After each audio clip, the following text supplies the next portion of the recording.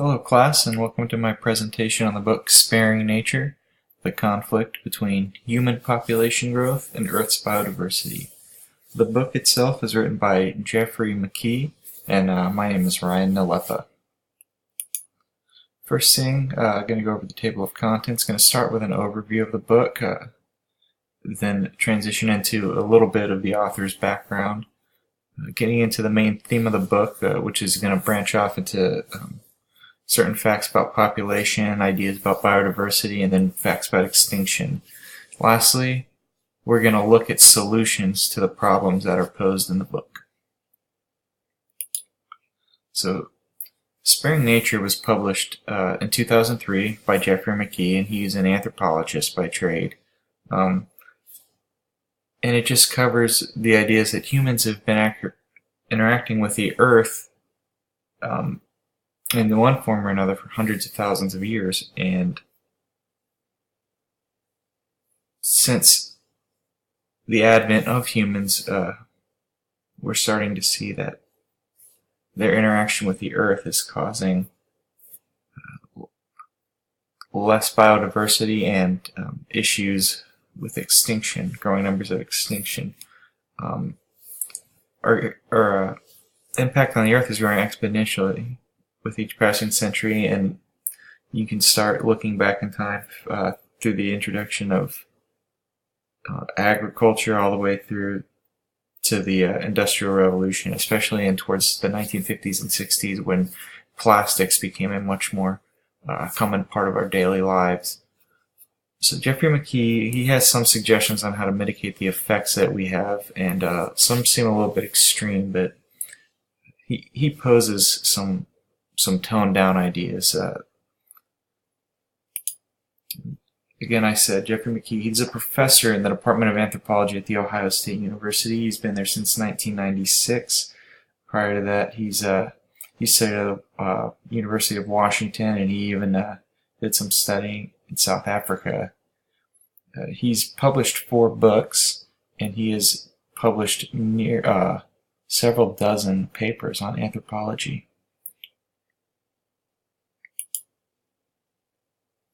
The main theme of the book, kind of went over it in the overview a little bit, but it's the idea that the Earth has only a set amount of space for biodiversity and species growth, and as humans grow, we take up more of that space and kind of edge out other species.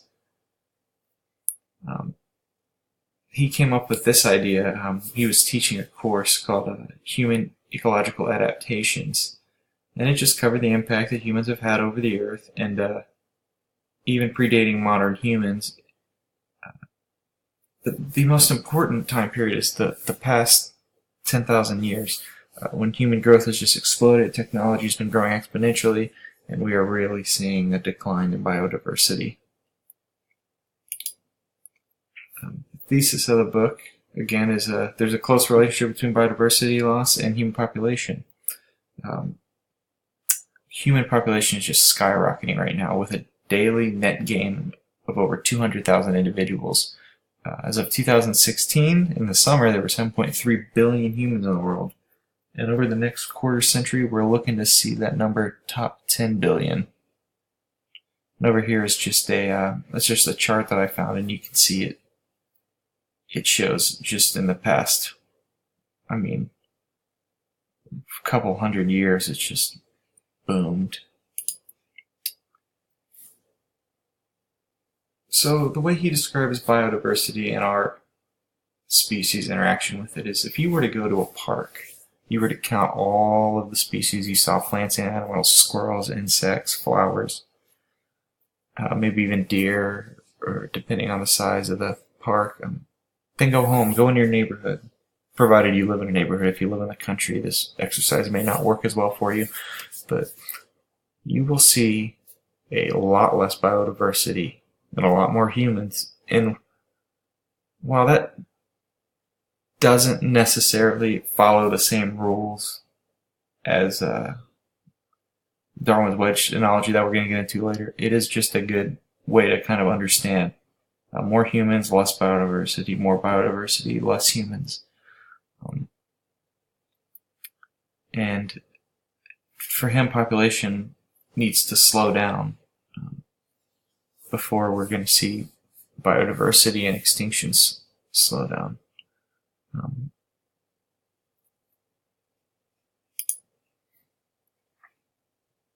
We have seen accelerated extinctions as early as our early human ancestors. As soon as we became stable, reproductively, and got our hands into the soil with agriculture, we've had an increased impact on extinction. Right now, the average country sees about a 14% increase in threatened species through 2050, but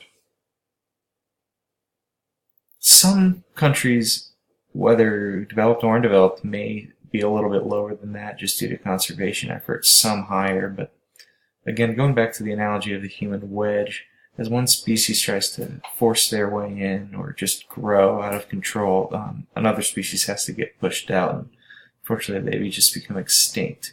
At the time when this book was published in 2003, there was a minimum of 1 extinction per hour and a maximum of 43 species extinct per hour. So, solutions, the easiest way to describe it is we have to slow and then work towards reversing population numbers. We got to get those numbers lower. But even he knows that that's extreme. It's easier said than done. And we know what we have to do, we just don't know how we're going to do it. So one of the simplest ways to do it is to provide more accessible family planning, improve the way we govern as far as our impact with natural resources, and we don't just need to look at these undeveloped countries that are just booming with population growth. We need to look at every country. We need to look at first world and third world and get everybody on the same growth curve, or lack thereof, at this time. As the author put it, all of the conservation efforts in the world are going to be useless if we don't begin looking at our population and the issues that it causes. Again, thank you. My name is Ryan Lepp, and I appreciate you listening to my presentation.